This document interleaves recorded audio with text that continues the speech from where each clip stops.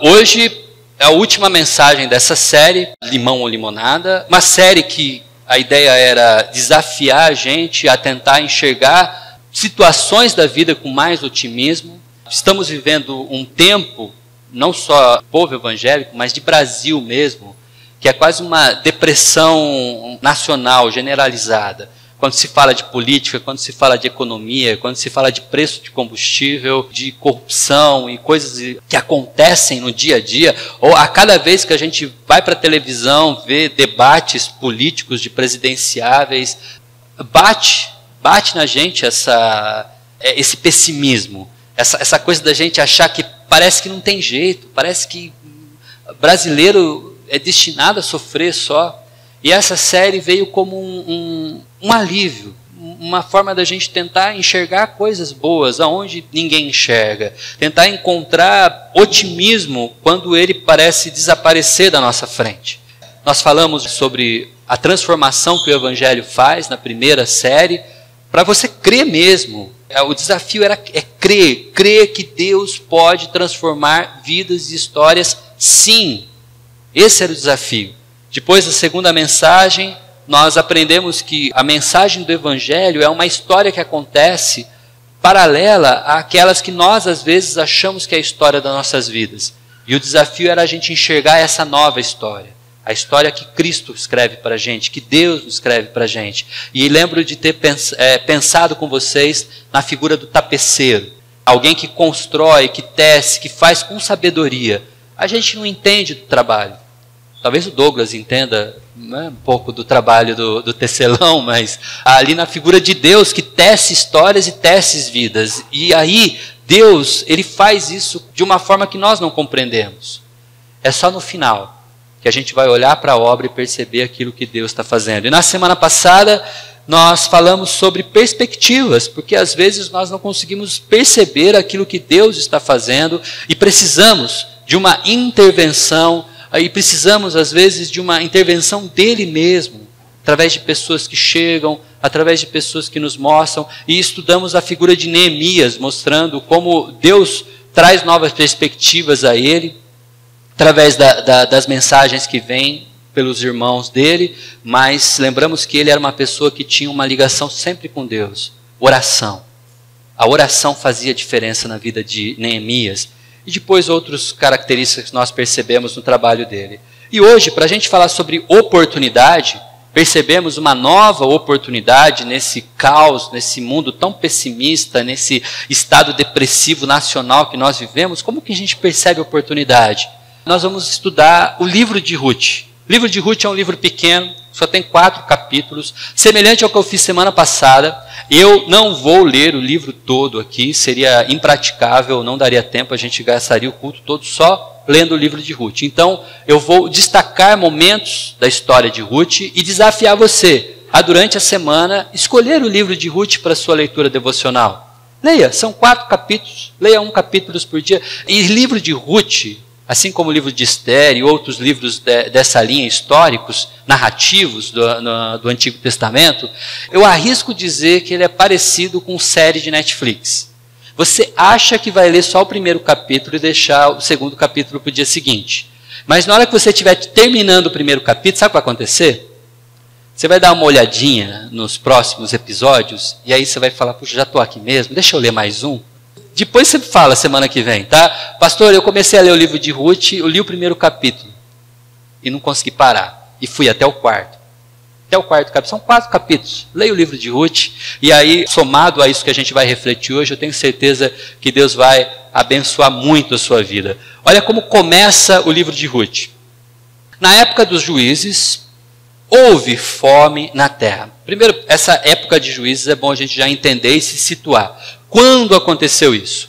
A época de juízes é justamente a época, o período que fica entre o assentamento do povo judeu, quando o povo judeu chega na terra prometida e conquista aquela terra, depois das guerras, depois de todo o empenho desse povo em conseguir as suas casas, conseguir o seu território. Quando isso acontece, até o período em que Israel tem um rei, que vem a ser Saul, o primeiro rei, esse intervalo que a gente tem é chamado de período dos juízes. Esse período dos juízes é um período marcado por pessoas que são altamente egoístas e profundamente hedonistas.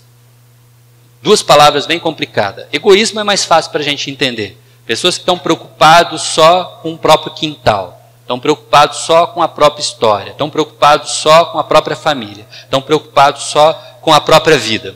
Esses são os egoístas. Hedonistas, por quê? Porque eles, nessa tentativa de preocupar com si mesmos, a característica das pessoas que nós encontramos em Juízes são pessoas preocupadas só com a própria felicidade, com o próprio prazer. Tudo o que eles fazem é apenas para agradar a si mesmo. Eles são profundamente egoístas, porque só olham para si e tudo o que faz é para o próprio prazer. E uma das marcas do livro de Juízes, uma frase que se repete muito se você lê o livro de Juízes, é o livro anterior a Ruth já. Antes de Ruth já tem o livro de Juízes. É uma frase que diz assim: nesse período, cada um fazia o que achava melhor, pois não havia rei em Israel. Não havia rei em Israel significa não havia uma lei. Não havia um controle, então as pessoas faziam como bem entendiam, cada cabeça sua própria sentença, cada um agia como bem entendia, a pessoa achava que era daquele jeito ela se satisfazia, ela se sentia feliz, então ela pegava e fazia. Não importa se ela estava pecando, não importa se ela estava usurpando, não importa se ela estava ferindo alguém, ela fazia porque ela bem entendia. E esse período de Juízes, ele possui ciclos, né? Ciclos do S que a gente chama, são vários S's. Porque o que acontece? O povo ele vive em sossego, paz. Assentaram, todo mundo tem suas terras, todo mundo tem suas casas, pararam as guerras, eles estão vivendo em sossego. Aí, nesse período de sossego, eles caíam na safadeza. Faziam tudo que desagradava a Deus. Deus mandava sofrimento. O que eles faziam? Suplicavam. Aí Deus trazia sossego. Eles caíam na safadeza, Deus mandava sofrimento, eles suplicavam, Deus trazia sossego. E se você ler o livro de Ruth, você vai perceber, o livro de Juízes, é esse ciclo constante, até ele terminar o capítulo 21, quando ele termina justamente com essa frase que ele repete várias vezes: naqueles tempos, cada um fazia o que bem entendia, porque não havia rei em Israel. Isso aconteceu há 1500 anos antes de Cristo. E nesse período havia então fome na terra. Um dos homens de Belém, de Judá, com a mulher e os 2 filhos, foi viver por algum tempo nas terras de Moabe. Isso não é muito diferente do que acontece hoje em dia. Você passa uma dificuldade, passa por momentos turbulentos na sua terra, e algumas pessoas que têm essa oportunidade, ajuntam as coisas, vende tudo o que tem e parte para uma terra distante. Vai trabalhar no Japão, vai trabalhar nos Estados Unidos, vai para o Canadá, vai tentar a vida num lugar melhor, vai ser imigrante em algum lugar e tentar fazer algo para trabalhar, levantar dinheiro e quem sabe melhorar a vida. E eles foram para Moabe. Um homem que chamava Elimeleque, sua mulher Noemi e seus 2 filhos Malom e Quilom, eram efrateus de Belém de Judá e chegaram a Moabe e lá ficaram. O que aconteceu lá em Moabe, onde eles estavam? Morreu Elimeleque, marido de Noemi. O pai daquela família morreu. E ela ficou sozinha com seus 2 filhos. Os 2 filhos se casaram com mulheres moabitas daquela terra, uma chamada Orfa e a outra chamada Ruth. E depois de terem morado lá por quase 10 anos, morreram também Malom e Quilion. Ou seja, morreu o pai e morreu os 2 filhos. E Noemi ficou, que já era viúva do marido, sozinha, sem os 2 filhos. A Noemi, essa figura de uma senhora que agora não tinha mais garantia, não tinha mais renda, não tinha mais futuro nenhum. E aí ela tem 2 noras. Uma chama Orfa e uma chama Ruth. E Ruth, que era a nora de Noemi, semelhante a ela, também não tem mais o que fazer. Porque o caso dela é um pouquinho mais complicado. Ruth, mulher num tempo em que mulher não era nem mesmo contada como censo. Mulher era moeda, de barganha, de troca. A mulher era negócio. Algumas religiões desse período não consideravam nem mesmo que as mulheres tinham alma. A mulher ela era uma figura assim, totalmente desprezível, que não tinha direitos, não tinha sozinha, ela não tinha nada. Ela precisava de pessoas que dessem valor a ela. O marido, o pai, o filho. Então uma mulher que não tinha nem marido, nem pai, nem filho, estava sozinha nesse mundo. Porque como mulher, ela não tinha direito nem mesmo de poder trabalhar e sobreviver. Pagar pelas suas coisas. Não, eu mesmo trabalho. Não pode, ninguém dá emprego para a mulher. Não, eu tenho dinheiro, eu mesmo compro. Ninguém vende para a mulher. Uma mulher sozinha não tinha nada. Além disso, ela era moabita. Ou seja, no meio do povo de Israel, para o povo de Israel ela era uma estrangeira. E como se não bastasse mulher estrangeira, ela ainda era viúva. Tinha perdido seu marido. Essa é a situação de Ruth. E sendo viúva, significa que ela não tinha herança. Sem perspectiva. Isso é pessimismo. É uma situação onde não dá para você tirar um ponto otimista. Como você vai ser otimista numa situação dessa? Alguém sem direito, ela não tinha direito nem à corte, ela não podia nem mesmo se casar de novo. Ela vivia numa situação assim de total desprezo. A única coisa que ela poderia fazer era voltar para casa e viver com seu pai. Voltar a ser filha do seu pai. Isso talvez desse a ela a oportunidade de voltar a construir a sua vida. E para ajudar, a sogra dela também pensava assim, é melhor. Olha o que Noemi disse para ela. Voltem, minhas filhas. Por que viriam comigo? Poderia eu ainda ter filhos que viessem a ser seus maridos? E aqui a gente precisa entender como é que funcionava a cultura da época. Uma mulher que perdia o seu marido, se tornava viúva, para que pudesse manter o nome do falecido, ela se casava com um cunhado, ou um parente mais próximo. Mas aí tem um detalhe técnico. O Ruth não tem mais cunhado. E Noemi já é de idade e viúva. Ainda que ela viesse a se casar de novo e tivesse filho, Ruth poderia esperar esse filho chegar à vida adulta? Não teria como. Então, poderiam ainda ter filhos que viessem a ser maridos? Voltem, minhas filhas. Vão. Estou velha demais para ter outro marido. E mesmo que eu pensasse que ainda há esperança para mim, ainda que me casasse esta noite e depois desse à luz filhos, iriam vocês esperar até que eles crescessem? Ficariam sem se casar à espera deles? De jeito nenhum, minhas filhas. Para mim é mais amargo do que para vocês, pois a mão do Senhor se voltou para mim. A Noemi, quando ela diz isso, a mão do Senhor se tornou amarga para mim, ela não falou isso da boca para fora, não. Porque quando ela volta para o povo dela, ela diz às pessoas, olha, não me chamem mais Noemi. Noemi significa agradável. Quando ela volta para Israel, me chamem de Mara, porque eu sou amarga agora. Ruth está envolvida com uma sogra, está nessa situação, mulher, moabita, viúva, já está vivendo um tempo tenebroso. A sogra diz, volta para a casa do seu pai. Tenta reconstruir a sua vida, lá no seu povo, nas suas terras. Porque Noemi, agora ainda por cima, é amarga.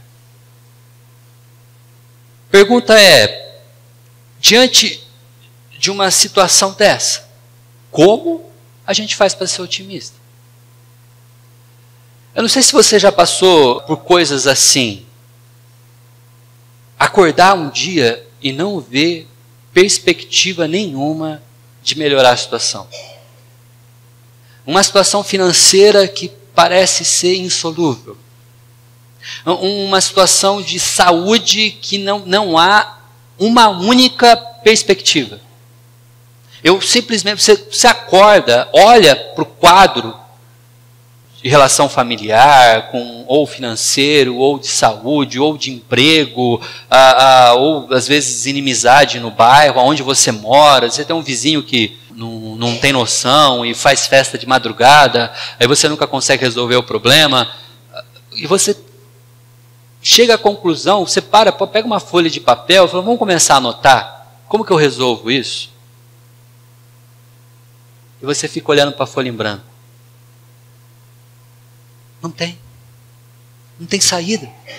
Estou sem saída, estou sem saber o que fazer, estou simplesmente, como ser otimista? Como? Da onde tirar o otimismo?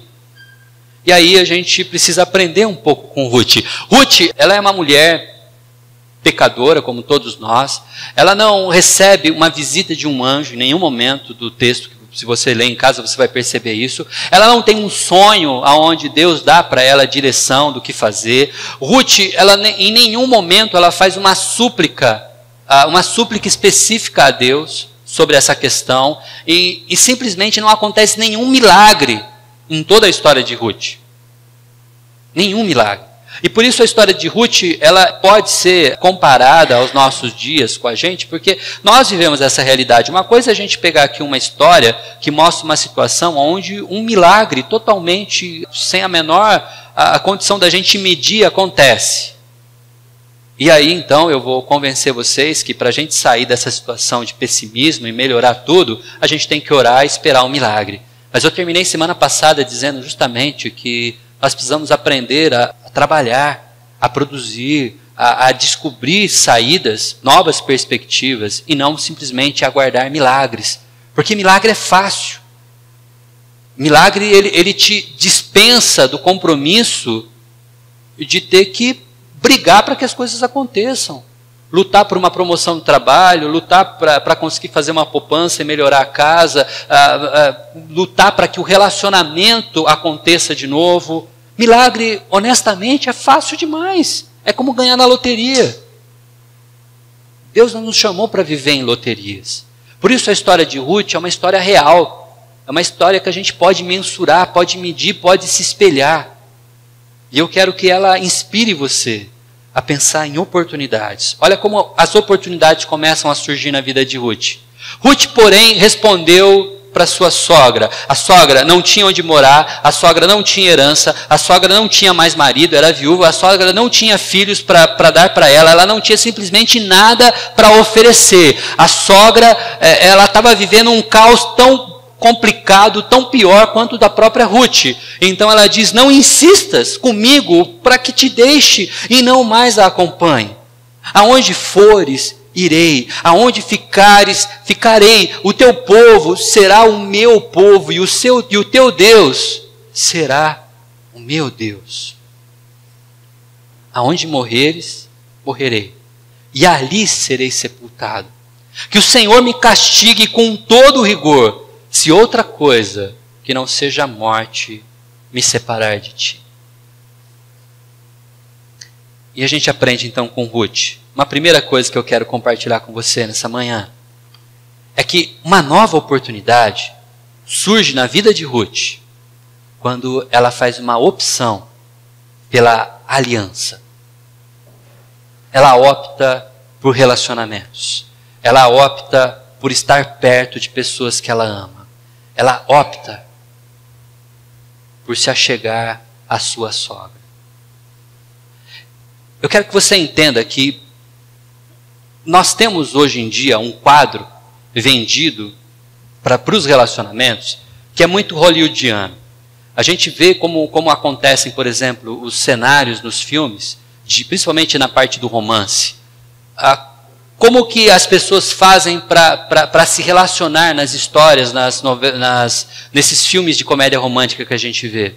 Geralmente uma pessoa precisa fazer algo para merecer ser amada e conseguir conquistar a pessoa e convencer ela de que um merece o outro. Esse é o amor hollywoodiano. E ele é um perigo. Sabe por quê? Porque ele está baseado num contrato.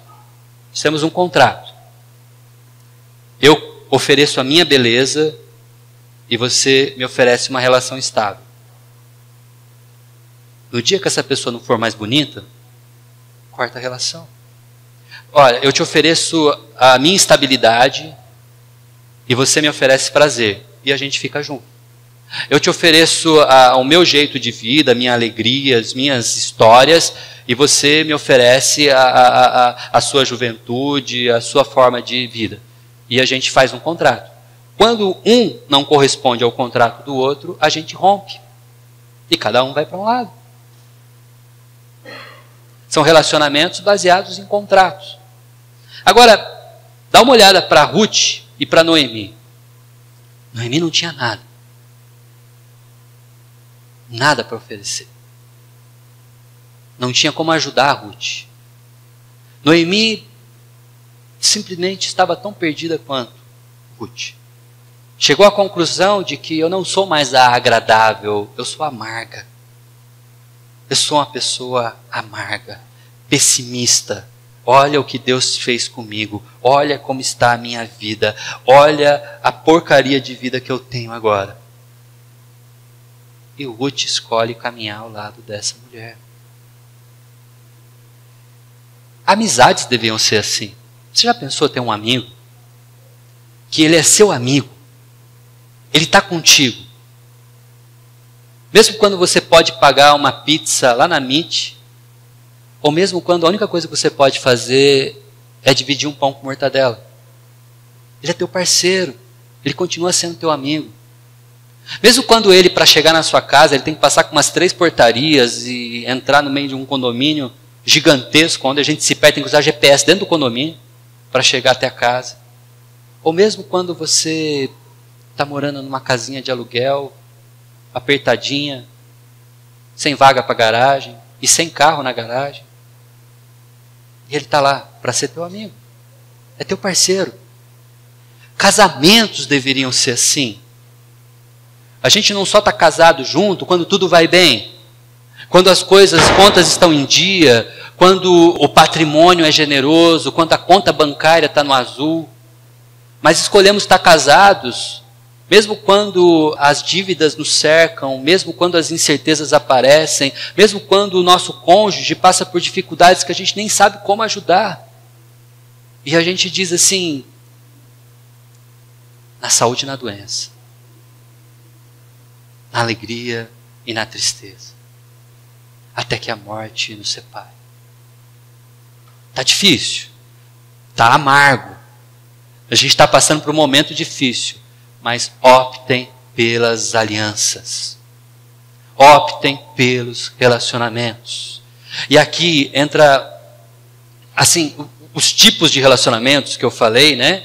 A atitude graciosa nas relações. Seja gracioso nas relações. Cuidado, meu querido, cuidado, porque a gente começa a querer colocar o modelo contratual lá no trabalho da gente, porque, ou aqui, às vezes na vida comunitária, na relação familiar, as pessoas às vezes sempre tiveram contigo, se doam, as pessoas sempre te ajudaram, as pessoas sempre estiveram próximo de você, te deram palavras positivas, estiveram envolvidos com você, aí um dia a pessoa pisa na bola, a pessoa não pode te ajudar. Um dia Noemi não tinha como ajudar Ruth, aí você pisou na bola comigo também, não quero mais papo. Cuidado. Seja gracioso com as relações. As relações, elas são mais ou menos parecidas, às vezes, para pessoas assim, como limite de cartão de crédito. Eu tenho um limite de cartão de crédito com o Vinícius, ok? Um limite bom, limite jóia. A gente está sempre junto, tal, a gente passeia, joga bola junto. Não, eu não jogo muito bola, mas a gente tem uma relação jóia. Aí, de repente, eu piso na bola com o Vinícius. O meu limite diminui com ele. Aí eu piso na bola uma segunda vez, o meu limite zera. Na terceira vez, o limite, Vinícius, não conta mais comigo. O seu limite no meu cartão esgotou. Ruth, ela tem uma atitude graciosa. Noemi não tem nada para oferecer. Mas Noemi, eu estou contigo. Noemi não tem como ajudar. Mas Noemi, eu vou com você. Para uma terra estrangeira, uma terra onde ela vai ser odiada provavelmente, mas eu vou com você, não vou te largar. Noemi está amarga, irritante, chata, só fala do problema, ou pessoa pessimista que virou Noemi, amarga. Noemi, eu estou tendo que contar até 10 para ficar do teu lado, mas eu vou com você. Estou do teu lado. Não vou te deixar. Para encontrar oportunidades, Ruth se envolve com uma aliança. Ela resolve viver aliança, ter longo ânimo, ser longânima com Noemi. Às vezes, querido, você está aí pensando em como sair das suas dificuldades. E às vezes Deus tem colocado pessoas próximas a você. Pessoas para você se relacionar, pessoas para você conversar, pessoas para você ter alianças. Preste atenção. Deus já em Gênesis já disse, não é bom que o homem esteja sozinho.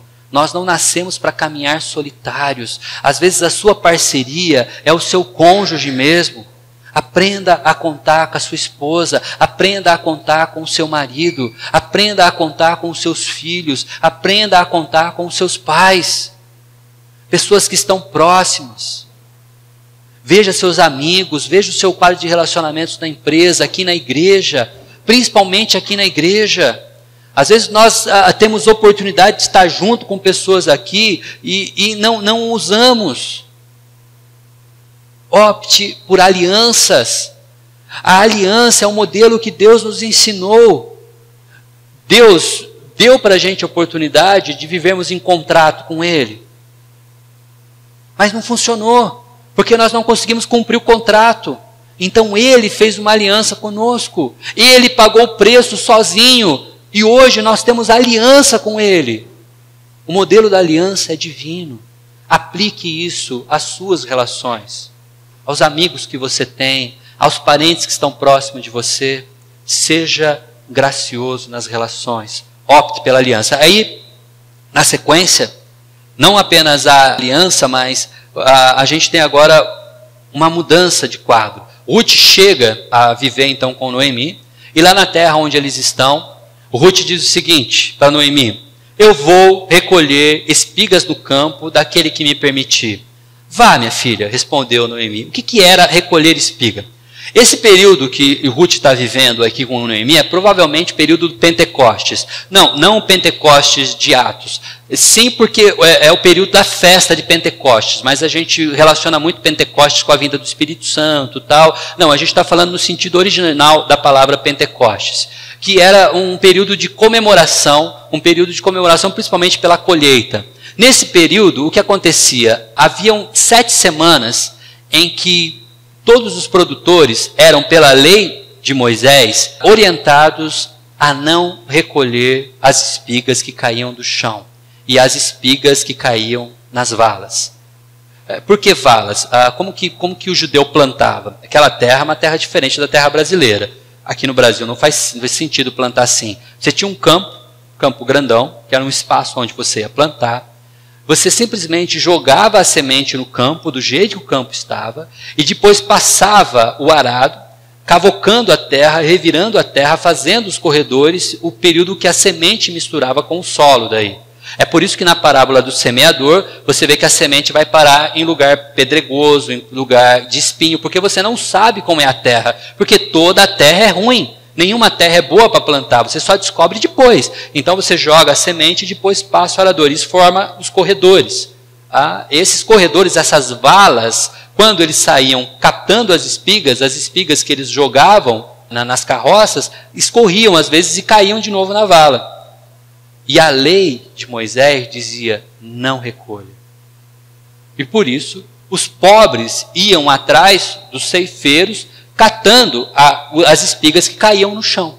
Catando as espigas que caíam no chão. Mas era assim que funcionava. Então, Ruth foi buscar espigas. Então, ela foi e começou a recolher espigas atrás dos ceifeiros. Por acaso, olha que palavra interessante. Por acaso, ela entrou justamente na parte da plantação que pertencia a Boaz, que era do clã Elimeleque. Elimeleque, sogro de Ruth, que faleceu lá em Moabe. Ou seja, Boaz era parente de Noemi, era um parente próximo de Noemi. E ela, por acaso, chegou lá. E por acaso, Ela estando lá, neste exato momento, Boaz chegou de Belém e saudou os ceifeiros. O Senhor esteja com vocês. E eles responderam, o Senhor os abençoe. E Boaz então olhou e viu que tinha uma moça diferente catando espiga no campo dele.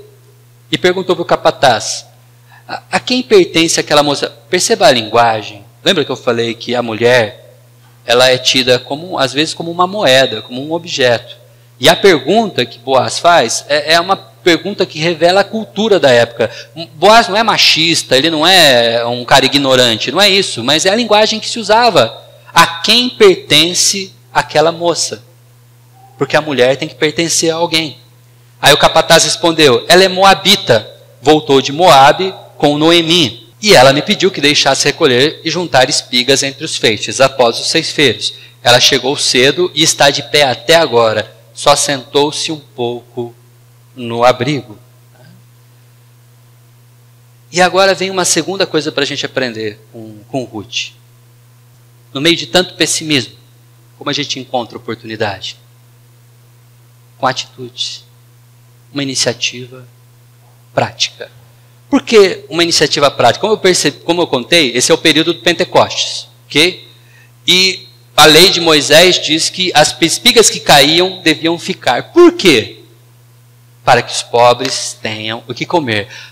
Essa espiga que cai no chão e os pobres vão e colhem, hoje seria mais ou menos como os impostos que a gente paga. Ou seja, para que nem todo mundo passe as máquinas e recolham todo o cereal e deixe todo mundo sem nada, para que as pessoas explorem tudo que possa e tire todo o lucro possível de tudo que ela faz, a gente paga imposto. Esses impostos seriam para que os pobres tivessem o que comer. Esse imposto deveria ser trabalhado, deveria ser usado para criar escola, para hospital, para que tivesse saúde, para que tivesse uma forma de melhorar a situação daqueles que não têm nada. Naquela época, em que não havia rei em Israel, em que cada um fazia o que bem entendia, valia a lei de Moisés. E a lei dizia, deixe. Ruth faz o quê? Uma iniciativa prática. Ruth vai pegar espiga. E aí talvez você possa pensar, pegar espiga, meu amigo, sinceramente, não vou pegar espiga, porque é o seguinte, eu tenho pós-doutorado, entendeu? E eu poderia trabalhar no lugar do capataz. Eu poderia ser dono da fazenda. Aliás, eu podia ser o gestor da fazenda. Mas pegar espiga, eu sinto muito, não é um trabalho para mim. Meu querido, está no meio da crise, está no olho do furacão, está passando por dificuldade, não dá para você ficar escolhendo, vai pegar espiga. Tenha atitudes práticas, atitudes simples, observe aquilo que pode ser feito e faça o que pode ser feito. Essa é a situação de Ruth. Ruth vai pegar espiga. Às vezes, e detalhe, é óbvio o que se tem para fazer muitas vezes. É óbvio, às vezes o que você tem que fazer é atravessar a rua e ter uma atitude prática de ter uma conversa com o seu vizinho. Às vezes o que a gente tem que fazer é baixar a guarda de quem luta, né? Baixar a guarda e conversar com o pai, com a mãe. Ter uma conversa tranquila, abrir o jogo. Às vezes o que a gente precisa é perdoar alguém. É só perdoar. Às vezes falta só uma palavra de perdão, uma palavra amiga, uma palavra gentil. Às vezes o que a gente tem que fazer é começar a tratar melhor as pessoas que estão dentro do nosso teto, em casa. Começar a ter atitudes práticas com a própria família. Às vezes a gente reclama porque nunca dá certo, porque só tem briga, porque não sei o que lá, mas a gente é o primeiro a arranjar briga. A gente chega no trabalho e reclama que em casa é um pé de guerra. Aí quando a gente chega em casa, a primeira coisa que a gente faz é arrumar o pé de guerra. Às vezes precisamos ter atitudes práticas, de te reconhecer, perceber aonde temos errado e começar a fazer direito. As atitudes práticas, em geral, são óbvias e são simples. Entenda o que eu quero dizer? está na sua cara. O problema que você mais reclama, o problema que mais te perturba, as coisas que mais te incomodam, muitas vezes tem uma solução simples e prática que está óbvia na sua cara. Você só precisa ter agora iniciativa e fazer. Eu arrisco dizer que muitas vezes, quando eu fico dando exemplos, a gente fica, ou eu ou o Marcelo, quando a gente está pregando aqui, a gente dá exemplos da vida prática, muitas das vezes a gente até acerta nas coisas que você tem que fazer. Só precisa ter iniciativa. Só precisa ter iniciativa. Eu lembro, quando eu conto essa história, eu lembro de um amigo muito querido, que hoje é professor, é o Barbieri. Barbieri acho que deve ter dado aula para a Emily, eu acho. Deu aula para você, Emily? Deu.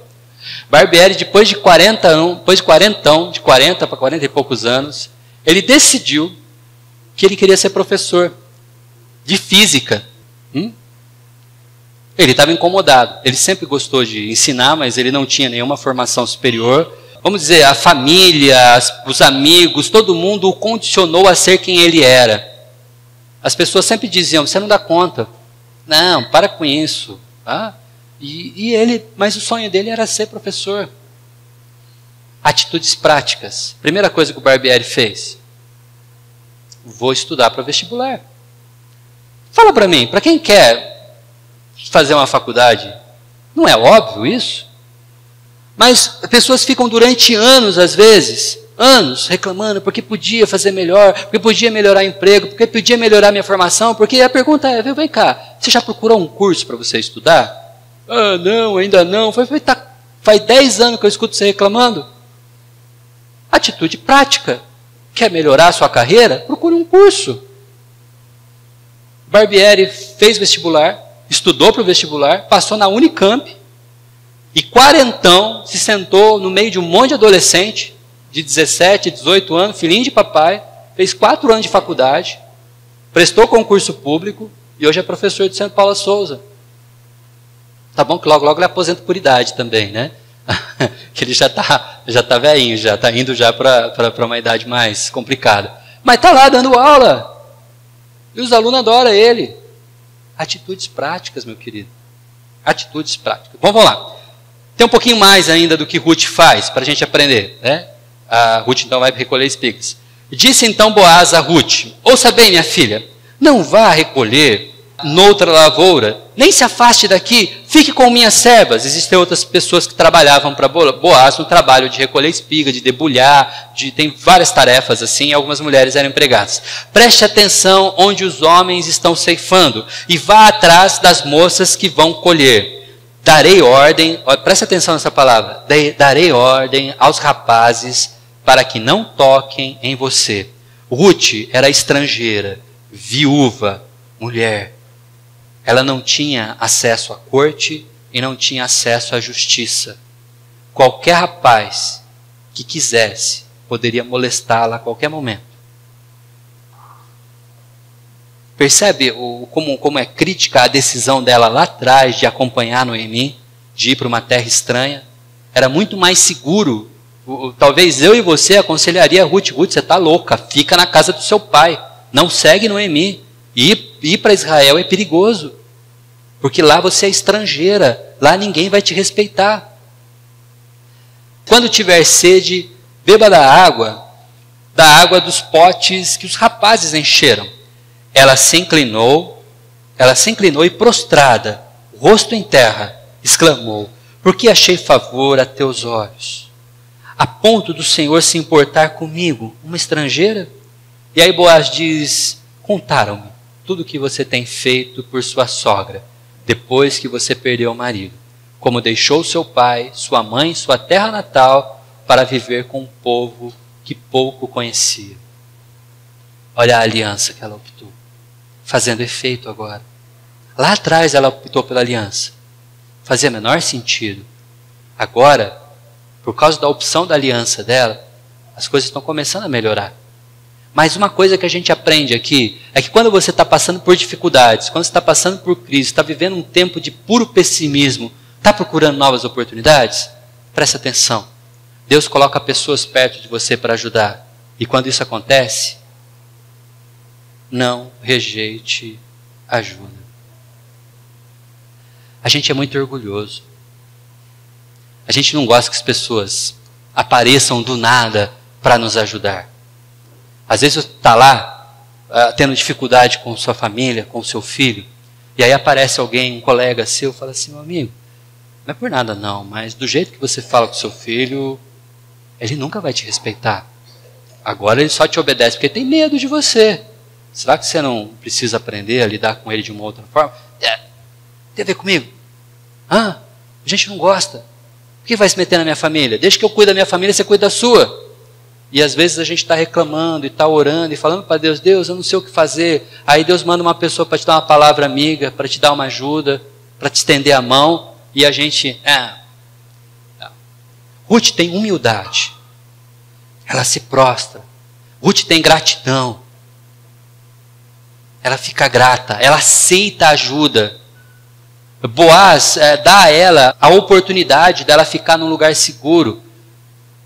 Ruth podia dizer, não, sabe o que é? Eu na verdade, eu nem estou assim, necessariamente catando espigas. Eu só passei por aqui, catei algumas para eu ver a qualidade do seu milho, para ver se depois eu posso comprar. Porque, poxa, coisa chata, né? A pessoa chegar do nada oferecendo ajuda. Aceite ajuda. A gente ora, a gente pede saída, a gente fala com Deus, a gente não acha oportunidade, a gente fica desesperado, às vezes porque não sabe o que fazer. Aceite a ajuda das pessoas que Deus tem mandado perto de você. E quantas vezes, oportunidade às vezes de pastorear alguém e dizer a alguém, meu querido, você precisa fazer assim, você precisa tomar essa postura na sua vida, você não vai resolver. E a pessoa diz assim às vezes, procura a gente, pede para a gente orar, diz o problema, a gente dá opções, dá maneiras, e a pessoa diz, pastor, eu vou ver certinho, quem sabe, acho que talvez possa ser, e não faz. Mais uma vez, o orgulho atrapalhando a nossa caminhada. Seja humilde. Quando você precisar, aceite ajuda. Às vezes é lá no trabalho, você tem dificuldade com um negócio, com uma planilha, e um cara mais experiente encosta do teu lado, vem cá, deixa eu te ajudar. Não, o que é isso? Deixa que eu me viro, sou profissional. Aí vai procurar curso no YouTube, e tinha um cara lá do seu lado lá que podia te ajudar, te ensinar. Aceite ajuda. Às vezes estão enroscados com finanças, e tem pessoas especialistas, pessoas que sabem lidar, pessoas que sabem como trabalhar e podem te ajudar. Bom, mas ainda tem uma quarta coisa que acontece. E olha só, agora Noemi dizendo para Ruth, tá? Isso é no capítulo 3 agora. Levante-se, perfume-se, vista sua melhor roupa e desça para a eira. Nesse período, quem trabalhava no campo, dormia no campo, porque é o tempo de juízes. Cada um fazia como bem entendia. Então, se você não ficasse com a sua propriedade, com o seu campo, alguém invadia de noite e ceifava o seu campo. Então as pessoas ficavam no campo. Boaz dormia no campo dele. Ele tinha um campo, ele era fazendeiro, então ele dormia numa varanda. Ele tinha ali construiu uma espécie de um celeiro para ele armazenar as coisas, de uma varanda. E as pessoas dormiam na varanda, porque da varanda você descansa e ao mesmo tempo você vê. Se alguém taca fogo, porque às vezes a pessoa ela não colhia porque não roubava, mas ela tacava fogo na sua propriedade para que ela pudesse negociar o material dela. Entendeu? Ela prejudicava você para ter vantagem no material dela. Então as pessoas dormiam ali, para ficar de olho em tudo. E aí então Noemi diz para Ruth, desça para a eira, não deixe que ele perceba que você até que ele tenha comido e bebido. Quando ele for dormir, note bem o lugar em que ele se deitar. Então vá, descubra os pés dele e deite-se. E ele lhe dirá o que fazer. Ok?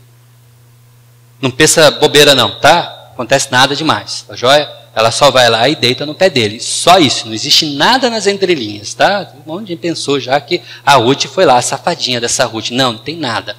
Por quê? Há um costume nesse período que era a pessoa que se reclinava ao pé de alguém, anunciava a sua submissão a essa pessoa. E é isso que Ruth faz.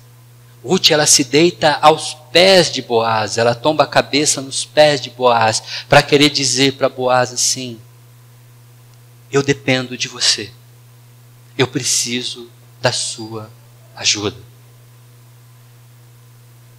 Então, o que a gente aprende aqui, nesses momentos, Ruth dá ouvidos à sabedoria. Aceite a ajuda das pessoas. Dê ouvido aos conselhos que as pessoas dão. Noemi era experiente. Noemi sabia das coisas. Nesse momento, Boaz, quando ele acorda e percebe Ruth aos seus pés, ele acorda assustado. Quem que está aí? Pergunta tal, né? Que história é essa? Quem que está aí? Aí ela fala, sou eu, sua serva Ruth. E ela diz para ele, eu preciso de um resgatador. Ruth não tinha terra, Ruth não tinha família, Ruth não tinha nada. Boaz era um parente próximo. Boaz poderia readquirir as propriedades que era do sogro de Ruth, do marido de Noemi. Ele podia recuperar todo o patrimônio daquela família. Fazendo isso, ele poderia se casar com Ruth e voltar a dar a Ruth dignidade, terra. Ela voltaria a ter a propriedade que era do ex-marido dela, do falecido, Malom. Então, ela pede a Boaz, seja o meu resgatador, seja o meu redentor. Então Boaz, ele diz para ela voltar para casa, para ela levar alguns grãos, para que ela não saísse lá sem nada, para que ninguém pensasse besteira, que isso era importante. Então ele coloca grãos para ela, ela leva para casa e fica esperando. Nesse tempo, Boaz vai até os líderes da cidade. Boaz é um homem tão honesto, que ele sabe que ele não é o parente mais próximo de Noemi. Tem um outro parente que tinha prioridade a ele. Porque como funcionava? Elimeleque tinha provavelmente perdido suas propriedades quando foi embora para Moabe. Mas a lei de Moisés dizia que um parente poderia recuperar as terras de alguém pagando o preço de custo. Então ele procura o parente mais próximo de Noemi e diz assim, olha, Noemi voltou e está procurando um resgatador. Você é o parente mais próximo. Você quer recuperar as terras dela? E o cara diz, bom, preço de custo, uma fazenda, propriedade, claro, resgato. Aí ele diz assim, mas tem um porém. Noemi tem uma nora, que é Ruth. Quem adquirir as terras tem que se casar com Ruth. Aí ele diz, não, eu já tenho duas lá em casa, mais uma esposa ia complicar, melhor não vai dar certo. E aí então ele desiste e Boaz então assume de todo mundo, aqui diante de vocês, eu quero que todos saibam, eu vou resgatar as terras de Noemi e vou casar com Ruth.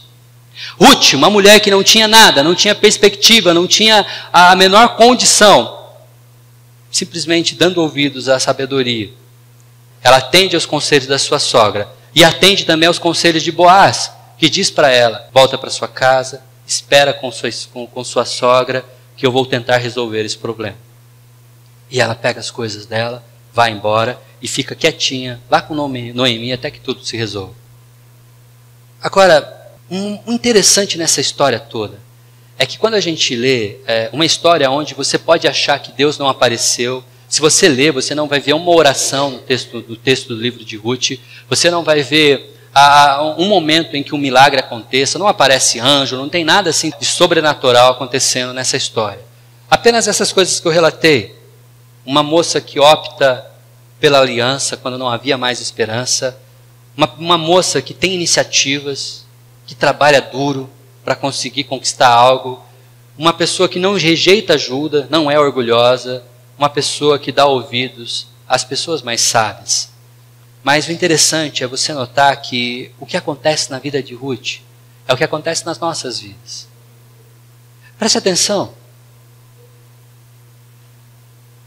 Nós somos fruto de um Deus que optou por se aliançar conosco. Nós não tínhamos nada para oferecer para Ele. Nós não temos nada para dar a Deus. Eu e você não temos nada que possa interessar a Deus. Mas Ele escolheu fazer uma aliança comigo e com você.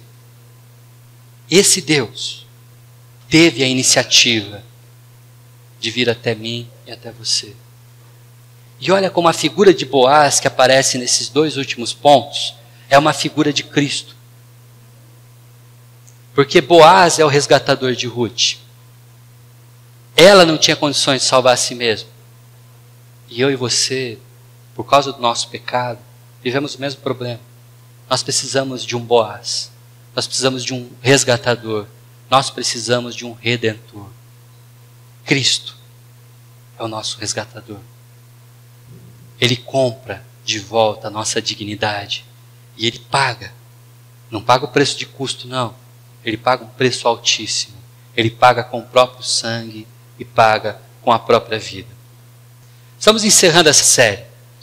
E eu queria convidar você a não duvidar que Deus pode fazer maravilhas a partir de coisas tão simples e ordinárias do nosso dia a dia.